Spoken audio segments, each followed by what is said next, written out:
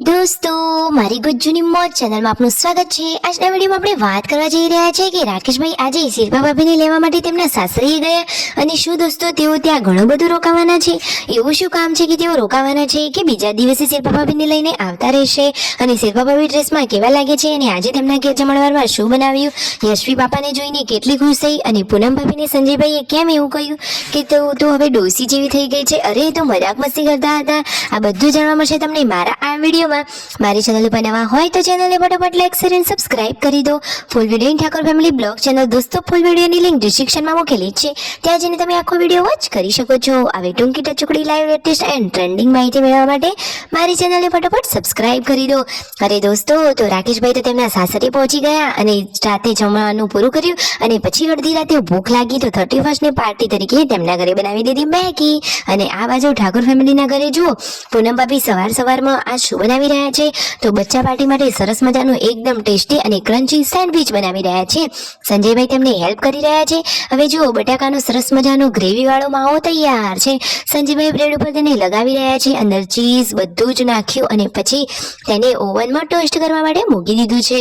તો ફાઇનલી આજે કેવું સેન્ડવિચ તૈયાર થશે તમે વિડીયોમાં જોઈ શકો છો દોસ્તો। અને જુઓ તો ખરા સવારમાં કેટલી ઠંડી પડી રહી છે।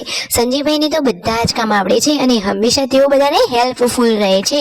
સાચી વાત ને, પૂનમ ભાભી અને સંજયભાઈની જોડી તો એકદમ ચક્કાસ છે। અને આજે તો જુઓ મિતાંશે આ શું પહેરી લીધું, એ તો એકદમ નાનું ક્યુટ પાંડા બની ગયું છે। નવું લાયેલું સ્વેટર એને પહેરી લીધું છે અને સંજયભાઈ તો જુઓ કહે છે કે ચાલો 31st ની પાર્ટી કરવા જઈએ તો પૂનમ ભાભી તો ના પાડી રહ્યા છે કે ક્યાંય જવું નથી। હવે સેન્ડવિચ તો જુઓ અડધું શેકાઈને તૈયાર થઈ ગયું છે।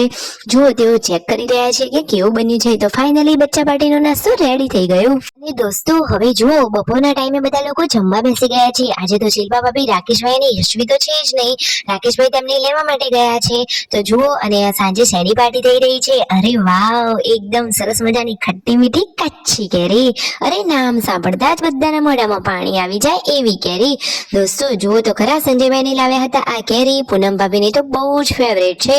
તો જુઓ તો ખરા જેમને આ કેરી આપી એ તો પૈસા લેવાની પણ ના પાડતા હતા, પરંતુ જુઓ સંજયભાઈએ તેમને પૈસા આપ્યા કે ધંધાની બાબતમાં એવું ના રખાય। સાચી વાત ને દોસ્તો, ખરેખર જુઓ બધા હળી મળીને કેવા રહે છે।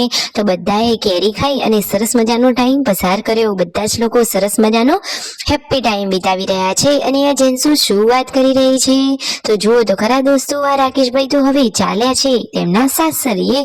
ઘણા બધા તેમને કપડાં લઈ લીધા અને પૂનમ ભાભી અને પાર્વતી ભાભી અહીં તો હવે ખેતરમાં જઈ રહ્યા છે। આજે તેમનો વારો આવે ખેતરમાં જવાનો।